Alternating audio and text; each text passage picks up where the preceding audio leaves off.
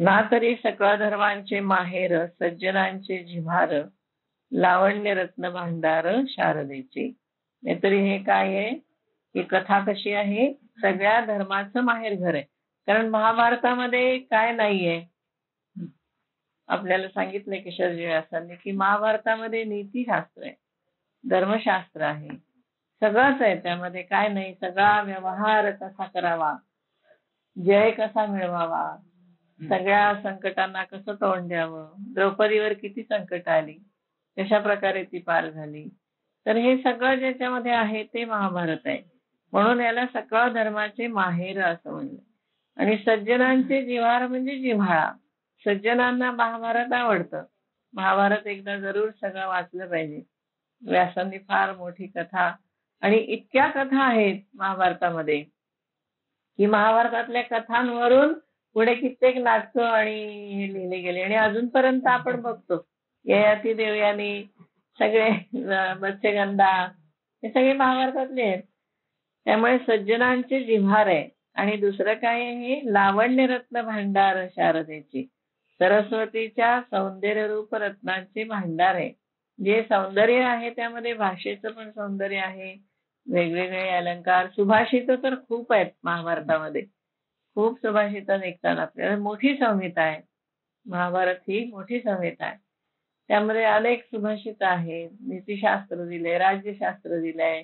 आपण विष्णू सहस्रनाम म्हणतो. भीष्मा पर्वामध्ये भीष्मांनी सांगितलेलं आहे की काय करावं, तर विष्णू सहस्रनाम म्हणावं. असं अनेक आहे. दुर्गेची स्तुती आहे, काय नाहीये महाभारतामध्ये. तर ते शारदेचे लावण्य रत्न भांडार आहे, म्हणजे सरस्वतीच्या सौंदर्य रूप रत्नांचं भांडार आहे. म्हणजे किती तुम्ही त्याच्यातून सौंदर्य रत्न शोधून काढाल अलंकारांची, आणि याची तेवढी कमीच आहे. इतका हा मोठा ग्रंथ आहे. नाना कथा रूपे भारती, प्रकटली असे त्रिजगती. अनेक कथांच्या रूपाने या महाभारतामध्ये सरस्वती, भारती म्हणजे सरस्वती, अनेक कथांच्या रूपाने भारती प्रकटली आहे.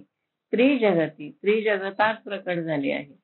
आविष्कारोने महामती व्यासाची. कशी प्रकट झाली ती, तर व्यासांच्या विशाल बुद्धीमध्ये शिरून, स्फुरून, व्यासांच्या विशाल बुद्धीला स्फुरण झालं. त्या स्फुरणाच्या रूपाने ही सरस्वती, भारती तिन्ही जगतामध्ये प्रकट झाली. म्हणजे महाभारत ग्रंथ किती महत्वाचा आहे, एवढं महत्व यांनी सांगितलंय की सगळ्या सरस्वतीचं आविष्कार आहे तो. आणि तो व्यास, नमोस्तुते व्यास विशाल बुद्धे पुल्लारविंदायत पुत्र नेत्र, असा श्लोक आहे ना. विशाल बुद्धी व्यासांची. व्यासांच्या बुद्धीला काही तोडच नाही, कारण व्यासोच्छिष्टम जगत सर्वम म्हणतात. व्यासांनी सगळं काही स्पर्श केलेला आहे. आता त्यांनी नाही सांगितलं असं काहीही राहिलं नाही, आणि नवीन कोणी काहीही सांगत नाही. भाषा वेगळी, आधुनिक युगाप्रमाणे एवढंच होतं, बाकी आहे तेच सगळं सांगितलं जातं. तेव्हा या व्यासांच्या विशाल बुद्धीमध्ये स्फुरण मिळालं, स्फुरण पावली, आणि तिन्ही जगतामध्ये ती प्रकट झाली. आणि कशी, आविष्कारोनी महामती व्यासाची आहे. व्यासांच्या बुद्धीमध्ये आविष्कार झाला तिचा, आणि ती प्रकट झाली. म्हणून हा ग्रंथ कसा आहे, मुळात गीता महत्वाची. गीता महत्वाची का, तर गीता ज्यात आहे तो ग्रंथ आधी किती महत्वाचा आहे, मग गीतेकडे येणार ना. क्रमाने येतात ते. त्यामुळे ज्या ग्रंथात गीता आहे त्या ग्रंथाची महती आधी. म्हणून हा काव्या रावो, राव म्हणजे राजा, काव्यांचा राजा आहे. महाभारत ग्रंथ हा काय आहे, सगळ्या काव्य ग्रंथांचा राजा आहे. ग्रंथ गुरुवतीचा ठाव. आणि कसा आहे, मोठा आहे ग्रंथ, गुरु आहे. गुरु म्हणजे खूप मोठा. ग्रंथांच्या ठिकाणी मोठेपणाची सीमा झाली, म्हणजे मोठ्यात मोठा असा विस्तार होत गेला ना. जय ग्रंथाचा सुद्धा विस्तार होत गेला. आधी जय नावाचा ग्रंथ होता, मग त्याच्यात सगळ्या कथा भर पडत पडत पडत त्याचा महाभारत ग्रंथ तयार झाला. गुरुवतीचा ठाव. गुरुवती म्हणजे मोठेपणा, मोठेपणाची ठाव आहे तो, मोठेपणाचा ठिकाणा आहे, मोठेपणाचा ठाव आहे. येथून रसा झाला आवो रसाळपणाचा. आणि इथूनच रसांना रसाळपणाचा डौल आलाय. किती सुंदर काव्य आहे. मुळात ज्ञानेश्वरीचं काव्य स्पर्शालय. हे इथून रसा झाला आहो रसाळपणाचा, रसांनाच रसाळपणाची डौल आला. म्हणजे आणखीन रसाळ झालं, रस सगळे रसाळ झाले. देवीची ऐका आणि एक अजून एक महती ऐका त्याची. याचप्रमाणे आणखीन एक महिमा आहे त्याचा. कुठला आहे? येथून शब्दश्री सत्शास्त्रिक. शब्दश्री म्हणजे शब्दाची संपत्ती. सत्शास्त्रिक, सत्शास्त्रिक म्हणजे शास्त्रीयता आली. कशी आली? निर्दोष अशी सत्शास्त्रीयता आली. म्हणजे शब्दांना शास्त्राचं वजन प्राप्त झालं, शब्दांना शास्त्राचं महत्व प्राप्त झालं. नुसते शब्द नाहीयेत, महाभारतातले शब्द हे नुसते शब्द नाहीत, तर शास्त्र आहे त्याच्यामध्ये. त्यांचं शास्त्र तयार झालं. व्यासांचे शब्द हे काय झालं? शास्त्र झालं. शब्दांच्या संपत्तीला शास्त्रीयता आली, म्हणजे शब्द हे शास्त्र झाले. आणि महाबोधी कोवळीक दुणावली. महाबोध म्हणजे तत्वज्ञानाचा, ब्रह्मज्ञानाचा बोध. आणि तो कसा आहे? कोवळा, मृदू आहे. हो, तत्वज्ञान असं कठीण नाही, मृदू तत्वज्ञान. म्हणजे तत्वज्ञानासारखा विषय हा शब्दजंजाळ असतो. तुम्ही जर न्यायशास्त्र वाचायला गेलात तर इतका उलट सुलट उलट सुलट चर्चा असते त्याच्यामध्ये की आपण मुळात काय वाचतोय तेच विसरून जातो. इतकी उलट सुलट चर्चा आणि सगळे अवघड शब्द असतात. म्हणजे कोवळेपणा कुठे नाहीच ना, मृदूपणा कुठे नाहीच. व्याकरणाच्या बाबतीत सुद्धा असंच म्हणतात. जंगलात एखाद्या काटेरी जंगलात गेल्यासारखं असतं व्याकरण. म्हणजे इतकं उलट सुलट असतो त्याच्यामध्ये की एखाद्या काटेरी जंगलात आपण गेलो आहोत असं वाटतं. आता साधा मनीषा हा शब्द आहे. मनीषा हा शब्द आपण रस्व लिहितो. मनीषा शब्द रस्व का लिहितो? त्याच्यासाठी 3-4 सूत्र लागली. लघुसिद्धांत कौमुदीमध्ये मनस मूळचा शब्द आहे. ईशा शब्द वेगळा आहे, मनस शब्द वेगळा आहे. मग मनसचा स कुठं गेला आणि न ला ई कसं लागलं, याच्यासाठी 3-4 सूत्र लावली जातात. म्हणलं एवढं लक्षात ठेवण्यापेक्षा न रस्व लिहावा, एवढं लक्षात ठेवलं की बस. शब्दांच्या सगळ्या त्या सूत्रांमध्ये गुंडाळत व्याकरण शिकणं खूप अवघड जातं.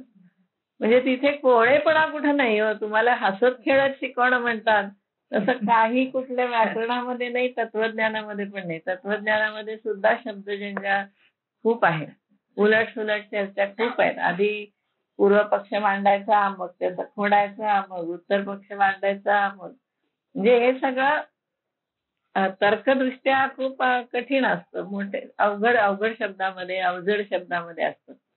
पण इथं काय झालंय? महाबोधी कोवळीक दुणावली. हो, तत्वज्ञानामध्ये सुद्धा कोवळीक, आणि ती सुद्धा साधी नाही, डबल दुणावली, डबल कोवळ केलंय त्यांनी. म्हणजे कसं आहे, इथे मृदुता वाढली. म्हणजे ब्रह्मज्ञान आहे महाभारतामध्ये, पण मृदू शब्दामध्ये आहे, कोवळ्या शब्दामध्ये आहे. आपल्याला रुचेल, समजेल, पटेल अशा शब्दामध्ये आहे. आणखीन काय झालं? एथ चातुर्य शहाणे झाले. हो, चतुरता आणि शहाणे झाले है ना. प्रमेय रुची आले. प्रमेय म्हणजे तत्वांना गोडी आली. तत्वांना एरवी कठीणपणा असतो, तत्व कडू लागतात, ते लक्षात ठेवणं अवघड जातं. पण इथे कशी आहेत? गोड आहेत. तत्व सुद्धा कशी आली? गोड आली. प्रमेयाची गोडी लागली. गणिताची गोडी एखाद्या मुलालाच असते की नाही, व्याकरणाची गोडी एखाद्याच मुलाला असते. तसं इथे प्रमेयाला गोड झाली. हो, आणि सौभाग्य पोखले सुखाचे इथं, आणि सुखाचं ऐश्वर पुष्ट झालं. पोखले म्हणजे काय? पोचले. सुखाचं ऐश्वर इथं पुष्ट झालं, पोचलं गेलं. म्हणजे या महाभारतामध्ये काय आहे? चातुर्य आहे, शास्त्र आहे, पण ते कोवळं आहे, मृदू आहे. ब्रह्मज्ञान आहे पण मृदू आहे. चतुरता आहे, पण आणखीन चतुरता जास्त शहाणी आहे. या ठिकाणी तत्वांना गोडी आली आहे. तत्व सुद्धा गोड लागतात महाभारतातली. आणि सुखाचं सौभाग्य पुष्ट झालंय. पोचलं गेले. माधुरी मधुरता, गोडीचा गोडपणा, शृंगारी सुरेखता, शृंगाराचा सुरेखपणा आणि रूढपणा उचिता दिसे भले. म्हणजे याच्यापासून चांगला दिसायला लागला, म्हणजे गोडी आणखीन गोड झाली, शृंगार आणखीन सुंदर झाला, हो ना. आणि योग्य वस्तूना उचिता म्हणजे योग्य, उचिता अशा वस्तूंना रूढपणा आला, रूढपणा प्राप्त झाला, चांगला दिसू लागला. या महाभारतामुळे काय झालं? गोडी गोड झाली, शृंगार आणखीन सुरेख झाला आणि उचित गोष्टींचा आलेला रूढपणा हा चांगला दिसायला लागला. म्हणजे रूढी या वाईट नाहीयेत, रूढी या चांगल्या आहेत, असं महाभारत वाचल्यावर आपल्याला कळायला लागतं की हे योग्य आहे, आपण करतो हे. आता रोज दारात रांगोळी काढणं ही रूढी आहे तशी, पण रूढी कशी आहे? ती चांगली आहे. एक तर बघितल्यावर प्रसन्न वाटतं, दुसरं म्हणजे त्याच्यामधून आपण वेगवेगळी यंत्र काढतो. स्वस्तिक आहे, त्याला गती आहे, सुअस्ती. स्वस्तिक म्हणजे कसं आहे? सुअस्ती, चांगलं असावं. म्हणजे स्वस्तिक काढलो याचा अर्थ आमच्या घरामध्ये सगळं चांगलं असू दे, असा त्याचा अर्थ होतो. आणि वाईट गोष्टी दूर चालल्या जातात, कारण त्याला स्पीड आहे. स्वस्तिक हे गती सुचवतं. म्हणजे दारामध्ये काढणारे स्वस्तिक हे जरी एक रूढी असली तरी ती कशी आहे? गोड आहे. त्या रूढीला अर्थ आहे, रूढी चांगली आहे. मग चांगल्या रूढी का सांभाळू नये? पण आजकाल नाही सांभाळल्या जात, सगळ्यांना वेळ नसतो, त्यामुळे रूढी सांभाळल्या जात नाहीत. पण रूढी ह्या चांगल्या आहेत. काही काही प्रथा असतात, रूढी असतात, त्या चांगल्या असतात. पण महाभारतामुळे या चांगल्या रूढी चांगल्या झाल्या, त्यांना रूढपणा चांगला आला, उचिता योग्य दिसे भले, म्हणजे चांगलं दिसायला लागलं. एथ कळाविदपणा कळा, कलाविद म्हणजे कुशलता, जास्त कुशल, कलांना कुशलता प्राप्त झाली, कला ह्या जास्त कुशल झाल्या. पुण्यासी प्रताप वागळा, पुण्याला विशेष तेज आलं, म्हणून जन्मेजयाचे अवलीळा दोष हरले. कथा जन्मेजयाला सांगितलंय म्हणून जन्मेजयाचे दोष सगळे संपले. महाभारत कथा ऐकून जन्मेजयाचे दोष संपले. म्हणजे कोणी कथा व्यासांनी सांगितली, जन्मेजयाला सांगितले. वस्तुतः कुळ कोणाचं आहे तसं बघितलं तर महाभारतातलं व्यासांचे पासूनच आले ना. आणि व्यास आपल्या आईला घेऊन गेले होते मत्स्यगंधेला. जेव्हा महाभारत युद्ध होईल असं दिसलं तेव्हा ते म्हणाले, तू आता माझ्याबरोबर चल, तुला काही हे कुळाचा संहार बघवणार नाही. आणि व्यासांचं स्वतःच्या कुळाची कथा त्यांनी सांगितलेली, त्यांच्यापासूनच झाले ना धृतराष्ट्र वगैरे, त्यामुळे त्यांचा एक कथा आहे. त्याला काय वाटलं असेल बघा, आपल्या कुळामध्ये असं युद्ध झालं हे बघून त्यांना काय वाटलं असेल. पण त्याचा सुद्धा इतिहास त्यांनी लिहिला. ह्या लोकांची कशी मानसिकता असते आपल्याला कळत नाही. आपल्यासारख्या संसारी गृहस्थांच्या घरी जर असं काही झालं तर आपण किती खचून जाऊ, हो की नाही. व्यासांच्या डोळ्यासमोर त्यांचं कुळ सगळं अशा प्रकारे एवढं मोठं युद्ध या कुळामध्ये झालं, त्यांनी कसं सहन केलं असेल. आणि असुर स्वतः, म्हणजे टाळता नाही आलं त्यांना, नाही का. स्वतः श्रीकृष्ण होता, व्यास महर्षी होते, पण त्यांना ते युद्ध नाही टाळता आलं. किती वाईट वाटलं असेल त्यांना. प्रत्यक्ष जर तुम्ही आपण त्या ठिकाणी जागी आहोत असं जर विचार केला की व्यासांच्या जागी आपण आहोत आणि आपल्या मुलांच्या मध्ये असा कलह आहे, किंवा आपल्या घरामध्ये धृतराष्ट्रासारखा मुलगा जन्माला आला, काय आपलं ते आपण नाही सहन करू शकत. जेव्हा आपण या कथा वाचतो ना त्यावेळेला असं वाटतं की आपण एवढी मोठी दुःख सहन केली नसते. एवढं मोठं दुःख सहन करणं खरोखरच खूप अवघड आहे. एवढा कुळाचा सगळा संहार झाला, सगळे 100चे 100 कौरव मारली गेली, अभिमन्यू सारखा लहान मुलगा मारला गेला, केवढा संहार झाला. आणि 18 अक्षौहिणी सैन्य सगळं गेलं. एवढं व्यासांनी बघितलंय स्वतःच्या कुळामध्ये, तरी इतकं सुंदर लिहिलं. या लोकांची मानसिकताच वेगळी, हो ना. व्यासांची मानसिकताच वेगळी. म्हणून त्यांनी म्हणले की अशी कथा लिहिली की कलाकुसर वाढली, कलेची कलाकुसर वाढली, कुशलता वाढली, पुण्याला तेज आलं हो. पुण्य प्रतापी झालं, पुण्याला तेज आलं. आणि जन्मेजयाचे अवलिळा म्हणजे सहज नाहीसे झाले. म्हणजे दोष त्याला घालवायला त्रास नाही झाला. जन्मेजयाचे दोष सहज हरण झाले. आणि पाहता नावेक, आणखीन जर आपण क्षणभर विचार केला तर काय झालं असं आपल्याला दिसतं महाभारत वाचताना की रंगी सुरंगतेची आगळीक. म्हणजे रंग सगळेच सुंदर आहेत, पण त्या रंगामध्ये सुद्धा सुरंग चढला, एक वेगळाच रंग आला सगळ्या रंग मिळून. रंगसंगती जी काही दिसली आपल्याला महाभारतामध्ये, त्याच्यातून एक वेगळाच रंग निर्माण झाला. म्हणजे याचा अर्थ असा होतो की ज्ञानेश्वरी लिहिण्यापूर्वी महाभारत सगळं वाचलं होतं. त्याशिवाय महाभारताची एवढी महती लिहिता येणार नाही. काय आहे मुळातच माहित नाही. नाहीतर आपण गीता शिकतो, पण एकदम कसं शिकतो, धृतराष्ट्र वाच, महाभारत वाचत नाही. गीता शिकायच्या आधी वाचायला पाहिजे ना, कारण मोठ्या पुढे आलंय ते बरंच. भीष्म पर्वामध्ये आलेली आहे गीता. त्याच्या आधी किती गोष्टी झाल्यात. गीता काय अशी उगाच आली का? गीतेची बॅकग्राऊंडच केवढी मोठी. ती बॅकग्राऊंड आधी यांनी सांगितली. आणि हे आवश्यक आहे. जो कोणी गीता शिकतो त्याला महाभारताची थोडी तरी माहिती असणं आवश्यक. त्याशिवाय गीतेचं महात्म्य कळणार नाही. नाही तर काय एकदम गीता मोठी आहे अशीच सुरुवात होते. गीता मोठी खरी, पण ती मोठी का झाली, त्याचे बॅकग्राऊंड काय आहे, गीता कुठल्या घडीला सांगितली गेली, ती घडी येण्यापूर्वी काय काय घडलं, आणि ती सांगितली त्या माणसाची मानसिकता काय होती, कोणाला सांगितली गेली, हो की नाही. युधिष्ठिराला नाही सांगितली, भीमाला नाही सांगितली, अर्जुनाला सांगितली. अर्जुनालाच का सांगितली? त्याला कळत नव्हतं का युद्ध करावं म्हणून? कळत होतं ना, त्याच्या जीवावर तर युद्ध उभं राहिलं होतं. त्याला सांगावी लागली. म्हणजे आधी किती गोष्टी घडल्या असतील, हो की नाही. म्हणून एकदम गीता शिकायचीच नाही, महाभारत थोडं तरी शिकायला हवं. म्हणजे बॅकग्राऊंड तयार होतं गीतेची, काय आहे गीता, ही त्याचं महात्म्य त्यांनी इथे सांगितलं की महाभारत हे काय आहे मुळात.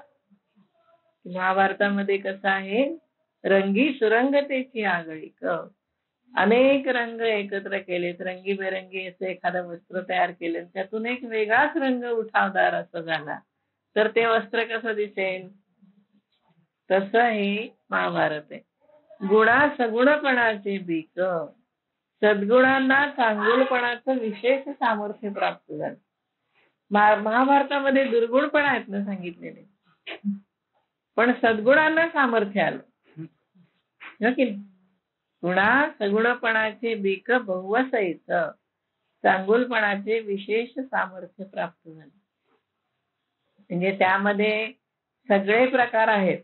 आता ज्या वेळेला दुष्यंत शकुंतलाची कथा येते, त्यावेळेला जेव्हा गरोदर असलेल्या शकुंतलेला दुष्यंत नाकारतो, मला माहित नाही म्हणतो ही कोण आहे, विसरतो, तेव्हा तिचं काय झालं असेल बघा. असं काही गोष्टी कमी नाही आहेत महाभारतामध्ये. नंतर तिची आई येते, तिला घेऊन जाते, ती गोष्ट वेगळी. पण मुळात शकुंतला कशी आई वडिलांनी टाकून दिलेली मुलगी, टाकूनच दिली ना विश्वामित्र. वाढली कोणाच्या तरी घरी, लग्न कोणाशी तरी केलं, तो माणसं विसरून गेला तिला. कसं आजीवन होतं बघा तिचं, तो विसरून गेला. एक तिने मुलाला जन्म दिला, त्याला वाढवलं, नंतर केव्हा तरी तो तिला घेऊन जातो. कसं जगली असेल जीवन. असे एक एक जर कथा बघितल्या महाभारतामधल्या तर इतक्या लागून राहणाऱ्या आहेत कथा त्या. आणि तरी सुद्धा सद्गुण जोपासलेत त्या लोकांनी. शकुंतलेने सद्गुण जोपासला ना, मोठं केलं त्या मुलाला, आणि काही नावं ठेवली नाहीत राजाला पुन्हा. म्हणून सद्गुणांचं कसं पोषण करावं ते महाभारत वाचल्याने कळतं. आपण खूप गोष्टी ना वाचत नाही आणि न वाचल्यामुळे आपल्याला संस्कार कमी होतात, की किती लोक कसे घट्ट राहतात, कसे गुणांना चिकटून राहतात, हे गुण कसे सांभाळले जातात आणि त्यासाठी त्यांचं मन किती खंबीर असतं. आपण एवढ्या तेवढ्याने हळवी होणारी माणसं आहे, हो की नाही? लगेच आपल्याला डोळ्यात पाणी येतं, लगेच एखादी गोष्ट नको वाटते. पण असे जर प्रसंग तुम्ही महाभारतातले बघितले तर कसे किती धाडसानी राहिले असेल. व्याख्यानं खूप होतात बघा महाभारतातील स्त्रिया. कशी द्रौपदी राहिली असेल सांगा. द्रौपदीचं आयुष्य आपल्याला पचेल? अशक्य गोष्ट आहे, हो की नाही? सीतेचं आयुष्य रामायणातलं बघितलं तर आपल्याला पचेल? 6 महिने रावणाकडे राहिली ती राक्षसींच्या पहाऱ्यामध्ये, कशी राहिली असेल स्वतःची शालीनता टिकवून. रावणासारख्या बलाढ्य माणसाला दूर ठेवणं स्वतःपासून किती अवघड गोष्ट होती, पण तिने ती केली. उगाच नाही, नुसत्या नावं घेऊन काय होणार आहे. सावित्रीने कसा आणला असेल नवऱ्याला परत, किती अवघड गोष्ट होती. ह्या कथा फार महत्वाच्या आहेत. तर महाभारतामध्ये ज्या कथा आल्यात ना त्या सगळ्या अशाच आहेत. एक एक पात्र जर आपण बघितलं तर आपल्याला त्यांचं जीवनच जगणं अवघड आहे. त्यांच्यासारखा विचार करणं सुद्धा अवघड आहे. सद्गुण त्याच्यामध्ये सांभाळायचे अशा परिस्थितीमध्ये. म्हणून या मोठ्या आहेत सगळ्या, म्हणून आपण त्यांची नावं घेतो, म्हणून त्यांच्यावर कथा कादंबऱ्या लिहिल्या जातात, हो की नाही? त्याशिवाय कोणी लिहिल का? गुणा सगुणपणाचे बीक, गुणांना सद्गुणांचा चांगुलपणा विशेष सामर्थ्याने दिसून येतो. सामर्थ्य आहे त्याच्यामध्ये आणि या गुणांच्या जीवावरच हे लोक टिकले. स्वतःचे गुण सांभाळले, सद्गुण सांभाळले, म्हणून युधिष्ठिराने किती सहन केला असेल. धर्मराज युधिष्ठिरावरती मी एकदा व्याख्यानं दिली होती, त्याचं जीवनचरित्र वाचलं मी सगळं, म्हणजे महाभारतामधून त्याचे सगळे सद्गुण बघितले. त्याला काही वाटलं नसेल का द्रौपदीला वस्त्रहरण करताना? भीमाला सुद्धा आलो दिलं नाही त्यांनी. कसं सांभाळला असेल? पराजित होता. पराजित झाल्यानंतर काय करायचं असतं त्याने? उठून तलवार हातात घेतली. काय काय त्याच्या आयुष्यामध्ये घडलं आणि तो कशा प्रकारे त्यांनी स्वतःचे गुण सांभाळले. अजातशत्रू होता तो, कोणाशीही वैर केलं नाही आणि तो जिथे जाईल तिथे त्याच्या मागे सगळे लोक येत होते. तो वनवासात गेला तर लोहार, सांबार, सुतारासह सगळे त्याच्या मागे गेले. तिथं नगर वसलं. युधिष्ठिराचं जर ताकद नसती तर असे लोक गेले असते का? सगळे ऋषीमुनी त्याला भेटायला येत होते. काय येत होते? तो जर पळकुटा असता, तो जर भित्रा असता तर आलं असतं का कोणी त्याच्या मागे? नसतं आलं. एवढं मोठं युद्ध त्याला माहित होतं की संहार होणार आहे. तेव्हा राजाचं कर्तव्य आहे की संहार टाळायचा, म्हणून तो युद्ध टाळत होता. ठीक आहे, आम्हाला 5 गावं तर 5 गावं द्या, त्याच्यावर आम्ही आमच्या पराक्रमाने सगळं उभं करू. तर तो टाळलं त्यांनी, कितीतरी युद्ध करायचं टाळलं होतं. शेवटी त्याला युद्ध करावं लागलं. मग त्यालाही तो तयार झाला शेवटी की ठीक आहे, आता काही पर्याय नाही दुसरा. श्रीकृष्ण शिष्टाई करूनही जर काही होत नाही तर काय करणार? म्हणजे कसं सद्गुण सांभाळणं विपरीत परिस्थितीमध्ये. चांगली परिस्थिती असल्यावर तुमच्याकडे भरपूर पैसा आहे म्हणून तुम्ही समोर 10 रुपये पडले तर तुम्ही उचलणार नाही, की जाऊ दे कोणाचे तरी असतील, किंवा उचलले तर देवाच्या मंदिरात नेऊन ठेवेल कोणी, पण स्वतः घेणार नाही. पण ज्याला 4-4 दिवस, 5-5 दिवस, 8-8 दिवस जेवायला मिळालं नाही, अशा माणसाला 10 रुपये दिसले, त्यांनी ते उचलले नाही, तर तो मोठे बने, तर त्यांनी सद्गुण सांभाळले म्हणे. विपरीत परिस्थितीमध्ये जेव्हा माणूस चांगला राहतो तेव्हा ते सद्गुण सांभाळले जातात. म्हणून महाभारत मोठं आहे. महाभारत वाचायला लागलं ना की म्हणजे मध्ये तरी त्याच्या कथा वाचल्या पाहिजेत सगळ्या. सगुणपणाचे बीक बहुवस येतं, म्हणजे मोठं सामर्थ्य आलंय सद्गुणाला. भानुचेनी तेजे धवळले, जैसे त्रैलोक्य दिसे उजळले. म्हणजे सूर्याने तेज प्रकाशित केल्यानंतर जसं त्रैलोक्य उजळतं, तिन्ही लोक उजळतात सूर्याचा प्रकाश आला की, तैसे व्यासमती कवळले मिरवे विश्व. तसं त्या व्यासांच्या बुद्धीने व्यापलेलं हे विश्व शोभून दिसतंय. जे व्यासांची बुद्धी उगवत्या सूर्यासारखी आहे, सगळीकडचा अंधार नाहीसी करणारी, सगळ्यांना प्रकाश देणारी. म्हणजे दृष्टांत ज्ञानेश्वरी मधले खूपच आहेत. म्हणजे ज्ञानेश्वरी हा आध्यात्मिक ग्रंथ न बघता नुसतं एक काव्य ग्रंथ म्हणून बघितला तरी सुद्धा उपमा अलंकार दृष्टांत इतके भरपूर दिलेले आहेत की भानुचेनी तेजे दवळले, जैसे त्रैलोक्य दिसे उजळले, तैसे व्यासमती कवळले मिरवे विश्व. तसं व्यासांच्या बुद्धीने या विश्वाला कवळलेलं आहे. आणि हे विश्व कसं आहे, मिरवतंय म्हणजे शोभून दिसतंय. विश्व कसं दिसतंय, शोभून दिसतंय. सूर्याच्या तेजाने जसं त्रैलोक्य उजळावं तसं व्यासांच्या बुद्धीने हे विश्व उजळवलंय. विश्वामध्ये काय आहे काय नाही ते तुम्हाला उजेड करून दाखवलंय. या विश्वामध्ये जाळी जळमट पण पुष्कळ आहेत आणि या विश्वामध्ये कमळ पण पुष्कळ आहेत. हे व्यासांची बुद्धी दाखवते. आपण काय बघायचं ते महत्वाचं. चांगल्या आणि वाईट दोन गोष्टी असतील तर आपण चांगल्या गोष्टींकडे बघावं. डॉक्टर लोक एवढे पेशंट करतात, काही पेशंट जातात, काही मध्ये नवीन जन्म येतो. डॉक्टर काय म्हणतात, नवीन बाळ जन्माला आलंय ते बघा. तिकडे बघून बघून रडत बसू नका. नवीन मूल जन्माला येतं, त्या मुलाकडे बघा. म्हणजे कसं आपण काय बघायचं आणि आपण या संसारामध्ये कसं स्वतःला चांगल्या प्रकाराने राहायला शिकायचं हे महाभारतावरून आपल्याला कळतं. एक एक कथा जरी आपण महाभारतातली बघितली तरी का सुक्षेत्री बीज घातले. आणखीन एक दृष्टांत दिलं. त्या उत्तम जमिनीमध्ये बी पेरलं, सुक्षेत्री म्हणजे चांगल्या क्षेत्रामध्ये बीज घातले, ते आपुली आपली विस्तारले. त्याला विस्तारायला वेळ लागत नाही हो, ते वाढतं, मोठं झाड होतं तसं. तैसे भारती सुरवाढिले अर्थ जात. भारती म्हणजे इथे भारतीचा अर्थ सप्तमी, भारतामध्ये, महाभारतामध्ये. मगाशी भारतीय शब्दाचा अर्थ सरस्वती असा होता. आता ही सप्तमी, कारण इथे अनुस्वार दिला. आता हल्ली अनुस्वार देत नाहीत ना, त्यामुळे कळत नाही, विभक्ती कळत नाही. मगाशी भारती शब्द आला त्याच्यावर अनुस्वार नाहीये, त्याचा संबोधन आहे सरस्वती असं. आणि इथे तीवर अनुस्वार आहे म्हणजे इथं सप्तमी आहे. भारतामध्ये म्हणजे महाभारतामध्ये. भारती सुरवाढले, सुरवाढले म्हणजे काय, प्रफुल्लित झाले. अर्थजात म्हणजे पुरुषार्थ.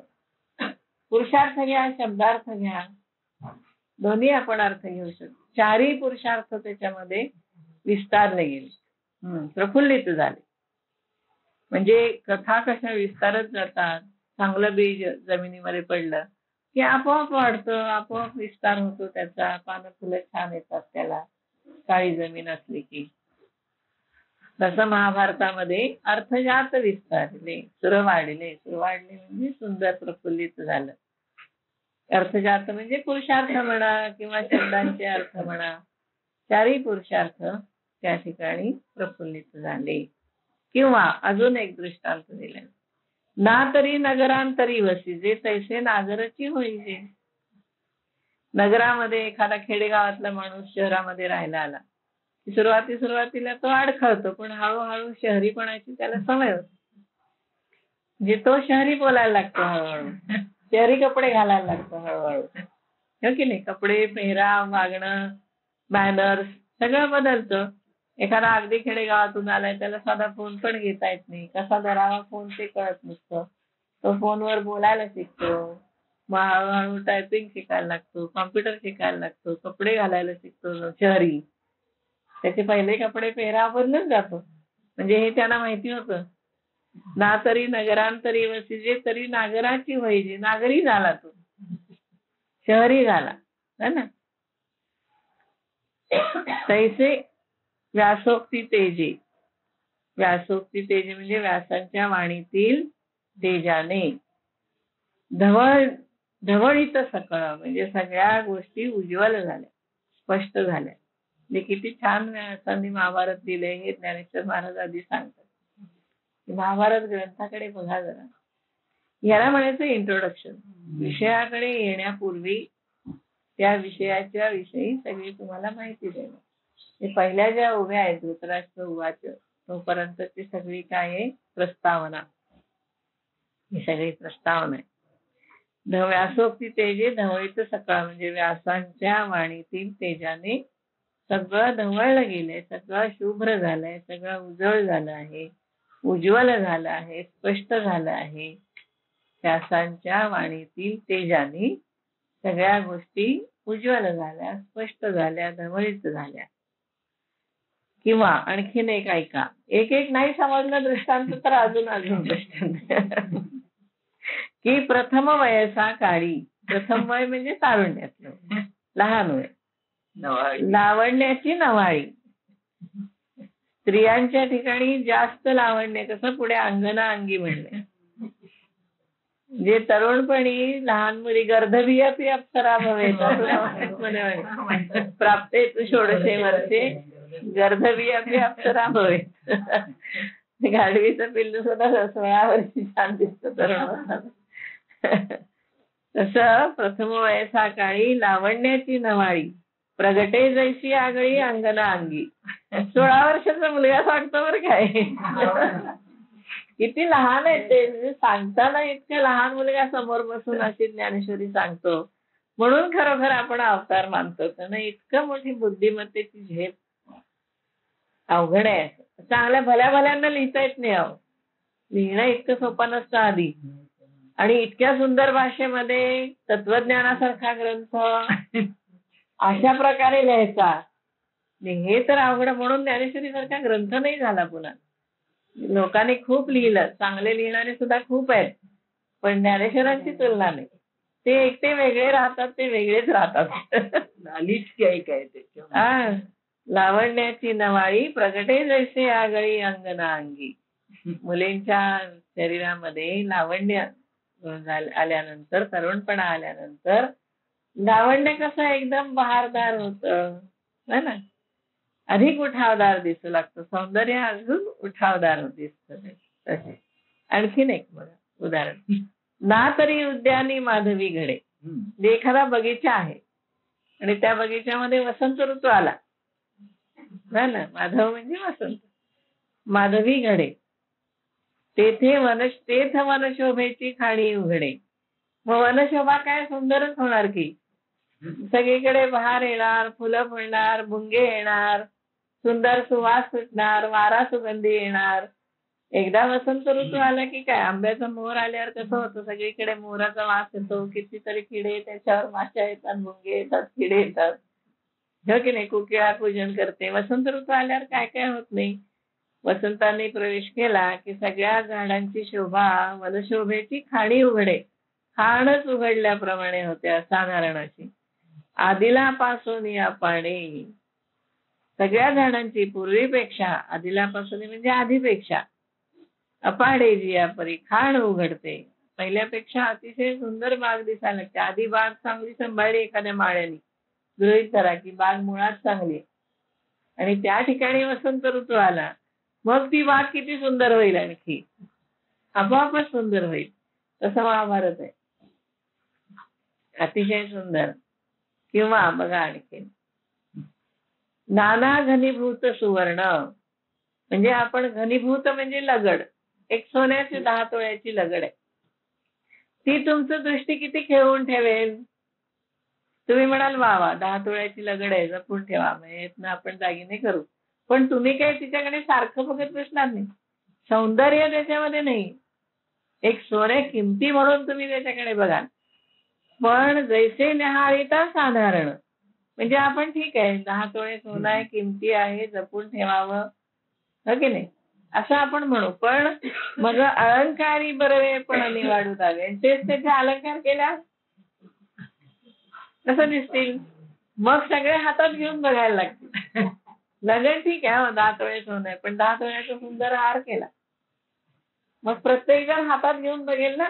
की कसा हार आहे, याच्यामध्ये डिझाईन कसं आहे, कुठल्या सोनाराकडून केला, किती कर्णावळ पडली. म्हणजे लगड बघणं आणि हार बघणं, सोन्याचा दागिना बघणं, याच्यामध्ये किती फरक आहे. तसं महाभारत वाचणं जे सोन्याचा एखादा अलंकार बघितल्यासारखं आहे हो. नुसतं महाभारत ग्रंथ असा बघणं आणि महाभारत प्रत्यक्षामध्ये वाचणं, त्याच्यामध्ये फरक आहे. नाना घनीभूत सुवर्ण जैसे न्याहाविता साधारण, मग अलंकारी बरवे पण निवाडोरा, तैसे व्यासोक्ती अलंकारिले. तर व्यासांनी अलंकार घडवले. महाभारत हा कसा आहे, अलंकार घडल्याप्रमाणे आहे. व्यासांच्या म्हणण्याने अलंकृत झालं आहे. आवडे ते भरवे पण पातले. मग आपल्याला हवे तसं चांगुलपणा आलाय त्याला. ते जाणोनी काय आश्रयले इतिहासाची, हे चांगलेपणा येतो असं समजूनच काय पूर्वीच्या कथांनी आश्रय घेतला महाभारतामध्ये. म्हणजे त्या कथा धावत आल्या तिथे की हा अलंकार आम्हाला पण मिळू दे, आम्ही सुद्धा अलंकारित होऊन लोकांच्या समोर येऊ दे. व्यासांच्या बुद्धीचा एवढा मोठेपणा आहे की अलंकृत व्यासांच्या शब्दांनी आपण अलंकृत व्हायला पाहिजे असं कथांना वाटलं आणि कथा तिथे आल्या. व्यासांच्या महाभारतामध्ये कथांनी प्रवेश केला का, तर आपल्याला जास्त अलंकृत होऊन दिसता येईल म्हणून निवाडू द्यावी. मग अलंकारी बरवेपण तैसे व्यासोक्ती अलंकारिले, आवडे ते भरवे पण पातले. म्हणजे आपल्याला आवडेल तसा अलंकार तयार होईल असं वाटलं. ते जाणोनी जणू काय, म्हणजे काय आश्रयने जणू काय, ते जाणून जणू काय त्यांनी कशाने आश्रय घेतलाय, इतिहास. पूर्वी जे इतिहास होऊन गेला त्या कथांनी सगळा आश्रय महाभारतामध्ये घेतला का, तर आपल्याला अलंकृत केलं जाईल. म्हणजे इतका कथांना सुद्धा आवडलं तिथे यायला. काय लिहितात ना करायला, कमाल आहे. कल्पना बघा की कसल्या आहेत. महाभारताचा जणू काही आश्रय घेतला. नाना पुरतीये प्रतिष्ठे लागी, किंवा जगामध्ये मोठा प्रतिष्ठा आपल्याला प्राप्त व्हावी, पुरती प्रतिष्ठा प्राप्त व्हावी. जेवढी म्हणून काही प्रतिष्ठा असते तेवढी प्रतिष्ठा प्राप्त व्हावी म्हणून सानीव धरुनी अंगी. सानीव म्हणजे छोटेपणा, स्वतःच्या ठिकाणी लहानपणा घेतला. पुराणे आख्यान रूपे जगी भारत आले. पुराणांनी आख्यान रूपाने भारतामध्ये प्रवेश केला. महाभारतामध्ये लहानपण घेतलं आपल्याकडे, म्हणजे आपल्याला प्रतिष्ठा प्राप्त व्हावी, पुरती प्रतिष्ठा प्राप्त व्हावी, थोडी सुद्धा नाही. आपण प्रतिष्ठित व्हावं म्हणून आख्यानांनी महाभारतामध्ये प्रवेश केला. तेवढी आख्यान आहेतच त्याच्यामध्ये, पण त्या आख्यानांचं कसं चांगलेपणाने सादर केलंय त्यांनी. म्हणजे महाभारत हा ग्रंथ किती सुंदर आहे हे एवढ्या ओव्यामध्ये ते सांगतात. ही एवढी आख्यान आहेत त्याच्यामध्ये, पण एवढंच सांगितलं नाही त्यांनी की महाभारतामध्ये खूप आख्यान आहेत असं नाही सांगितलं. अलंकारिक भाषेमध्ये सांगितलंय की आपल्याला सुंदरपणा प्राप्त व्हावा, आपल्याला प्रतिष्ठा प्राप्त व्हावी म्हणून आख्यानांनी महाभारतामध्ये प्रवेश केला. म्हणजे खूप आख्यानं महाभारतात आहेत सोप्या शब्दामध्ये, पण सांगितलंय किती सुंदर बघा. म्हणून महाभारती जे नाही ते नोहेची लौकी तिन्ही, म्हणून व्यासोच्छिष्टम जगत यत्र इह नास्ती तत्र नास्ती. ते कुठंच नाही, तिथं आहे ते सगळ्या जगामध्ये आहे. म्हणून महाभारतामध्ये जे नाही ते कुठंच नाही असं म्हटलं जातं. येणे कारणे म्हणे पाही व्यासोच्छिष्ट जगत्रय. म्हणून असं म्हटलं जातं की व्यासांनी तिन्ही लोक व्यासांचं उष्ट आहे, म्हणजे व्यासानंतर झालेल्यांनी सगळ्या कल्पना व्यासांपासून घेतलेल्या आहेत.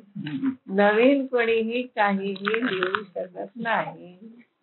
जे महाभारतच काय, तुम्ही देवी भागवत वाचलं व्यासांचं, तर त्याच्यामध्ये सुद्धा असंच आहे की इतक्या गोष्टी आहेत त्यामध्ये. राजकारण आहे, सुभाषित आहेत, नीतिशास्त्र आहे, लढाया आहेत, शस्त्रास्त्रांची नावं आहेत, काय करायला पाहिजे काय नाही ते सगळं आहे. काय करू नये विधी निषेध ते सगळं आहे. म्हणजे काय नाहीये देवी भागवतामध्ये सुद्धा सगळं काही आहे. तर अशी अशी ही महाभारताची कथा आहे. म्हणून म्हणलं की गीतेचा अभ्यास करायचा असेल तर तुम्हाला महाभारत थोडं तरी माहिती पाहिजे. आणि नेमकी हीच चूक होते की नेहमी गीता गीता म्हणून सुरू केली जाते, महाभारताचा कोणीही अभ्यास करत नाही. कितीतरी गीतेचा अभ्यास करणारे लोक आणि मग लिहितात मला समजलेली गीता. महाभारतच वाचलेलं नाही तर मला समजलेली गीता कशी समजणार? कारण एवढे बॅकग्राऊंड आहे त्याला, इतक्या कथा आहेत, इतकी आख्यान आहेत, इतक्या गोष्टी घडलेल्या आहेत, इतकं मोठं आयुष्य सगळ्यांचं झालेलं आहे आणि सगळ्या बॅकग्राऊंड वरती गीता उभी राहते. म्हणून गीता हा ग्रंथ मोठा आहे. कारण एवढं सगळं त्याच्यामध्ये बॅकग्राऊंडला आहे. म्हणजे तुम्हाला जर गीतेचा एक श्लोक करायचा असेल तर तुमच्या डोळ्यासमोर महाभारताची सगळी बॅकग्राऊंड पाहिजे. मग ऊर्ध्वमूलमध शाखम कर. कसा विस्तार आहे जगाचा हे कसं कळणार तुम्हाला? जर आधीचा विस्तारच माहिती नाही तर श्लोक कसा कळणार ना? कळत नाही. यांना माहित होता, महाभारताचा अभ्यास केला गेला म्हणून त्यांनी पुढे एवढी सुंदर सगळी लिहिली गेली. ऐसी सुरस जगी कथा. म्हणून ही जगा कशी आहे? सुरस झाली. सुरस म्हणून जगामध्ये प्रसिद्ध झाली.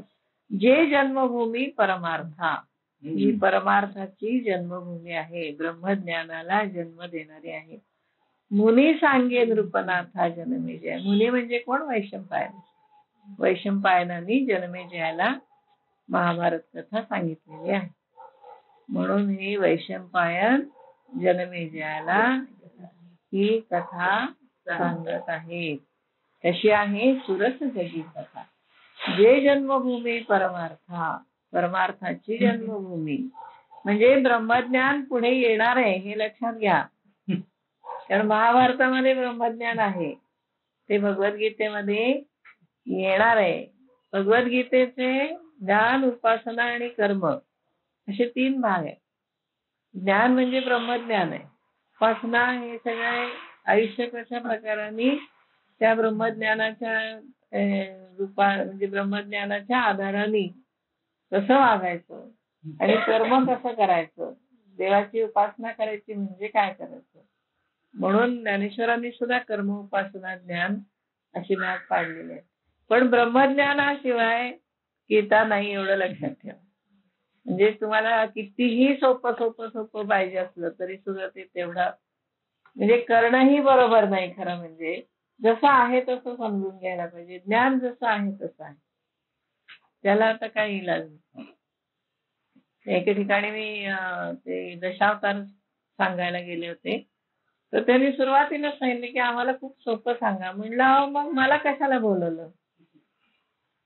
किती सोपं सांगणार? हो ना, किती सोपं सांगायचं सांगा. दशावतार हे अवतारांच्या मागे जर काय मोठी कथा असेल, हो की नाही, किती सोपं करून सांगायचं म्हणजे काय सांगायचं? आता परशुरामाचं जीवन आहे तसं सांगणार ना, सोपं कसं सांगणार?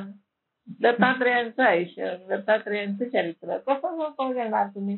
त्याच्यामध्ये जर तत्वज्ञान आहे तर तत्वज्ञान सांगायलाच हवं ना. ते काय छोट्या बाळाला गोष्ट एक अमुक अमुक एक होता असं आहे तसं आहे. त्यांना सुद्धा साध्या साध्या गोष्टीचा नंतर कंटाळा येतो. मग त्यांना वाटतं की याच्यात काहीतरी घडावं विशेष असं वाटतं. किती सोपं सांगणार? म्हणून गीता तुम्हाला किती सोपी करून सांगायची. जसं ज्यात जे आहे ते तर आहेच ना, ते तर ज्ञान तर आलंच पाहिजे. आणि ब्रह्मज्ञानाचा सगळा ग्रंथ आहे. आणि ज्ञानेश्वरांनी सुद्धा म्हणले की हा ग्रंथ पूर्ण ज्ञानाचा ग्रंथ आहे. मग आता ज्ञान ज्या शब्दामध्ये आलेलं आहे तरी यांनी खूप दृष्टांत आणि खूप दिले. म्हणजे खरोखरच आता आमचं पुस्तक आलं ते गोपालानंद मुनींचं भाष्य, गीतेचं जे संस्कृत भाष्य आम्ही इंग्लिश ट्रान्सलेशन केलंय ते पुस्तक प्रकाशित झालं. तो ग्रंथ आलाय घरी. तर त्याच्यामध्ये त्यांचं इतकं अवघड भाषेमध्ये त्यांनी गीतेचा सगळा अर्थ लिहिलाय त्या मनाने ज्ञानेश्वरांनी एवढे दृष्टांत दिलेत आणि इतक्या आता साधं महाभारताचं मोठेपणा सांगतानाच केवढे दृष्टांत दिले. हे इतके दृष्टांत देऊन देऊन ज्ञानेश्वरांनी खरोखरच गीता जास्त उलगडून सांगण्याचा प्रयत्न केला आणि गोपाळानंद मुनींचं भाष्य आम्हाला अवघड गेलं. त्यांचे शब्दच आम्हाला एक व्याकरणात बसवले त्यांनी, जे वेगवेगळ्या प्रकाराने फोडले आणि वेगळ्या प्रकाराने अन्वय लावला, तर ते व्याकरण समजून घ्यायलाच अवघड गेलं. म्हणजे ते अवघड आहे भाष्य असं आम्हाला लिहिताना वाटतं. त्यामुळे ज्ञानेश्वरांनी मग एवढे 15-15, 20-20 दृष्टांत दिलेत विषय कळावा म्हणून. हे खरोखरच त्यांनी मुळात सोपं केलंय, पण ज्ञानच आहे हो शेवटी. करून करून तुम्ही किती त्याला डायल्यूट करून देणार आहे ना. जे अद्वितीय उत्तम, कसं आहे हे अद्वितीय आहे, उत्तम आहे, पवित्र एक, अति पवित्र आहे, निरुपम आहे, त्याला उपमा नाही, परम मंगल धाम, मांगल्याचे असं धाम आहे, तेव्हा अवधारी जो ऐका. हे कसं आहे, अद्वितीय आहे, महाभारत उत्तम आहे, पवित्र आहे, अतिपवित्र आहे, निरुपम आहे, त्याला उपमा नाही, परम मंगल धाम, श्रेष्ठ असं मांगल्याचं ठिकाण आहे, ते तुम्ही ऐका. आता या महाभारतामधलं कमळ, त्या कमळामधला पराग, आता भारती कमळ परागू, असं मुळात महाभारत. अद्वितीय, परम अद्भुत, परम मांगल्याचं ठिकाण असं महाभारत. अद्वितीय, अतिशय पवित्र, त्या पवित्रामधलं अतिशय सुंदर असं एक कमळ आणि त्या कमळामधले नाजूक असे परागकण, अशी गीता आहे. बघा किती, म्हणजे माणसाची बुद्धी मन किती तरल व्हायला पाहिजे गीता शिकायची म्हणजे, हो की नाही. आता भारती कमळ परागू, कमळामध्ये तो पराग सेवन करतो पण पातळीला धक्का लागत नाही. पराग किती नाजूक असतात कमळामधले, तसा गीता हा ग्रंथ इतका तरल आहे. म्हणजे अतिशय बुद्धी सुद्धा त्या ठिकाणी ना तीक्ष्ण व्हायला पाहिजे आणि एकाग्रता पाहिजे, बुद्धीची एकाग्रता पाहिजे, कारण एवढा परागाचा अभ्यास करायचा आहे तुम्हाला. त्यातल्या कमळाचं सुद्धा नाही, कमळातल्या परागाचा. आता भारती कमळ परागू, महाभारत इतकं आहे की कसं आहे, कमळातील कमळ परागाप्रमाणे गीताख्यू प्रसंगू, गीता नावाचा जो प्रसंग आहे, जो संवादला श्रीरंगू अर्जुनेशी, जो श्रीरंगाने अर्जुनाला सांगितलाय असा एक संवाद रूपी प्रसंग आहे. गीता हा काय संवाद आहे, अर्जुन आणि श्रीकृष्ण.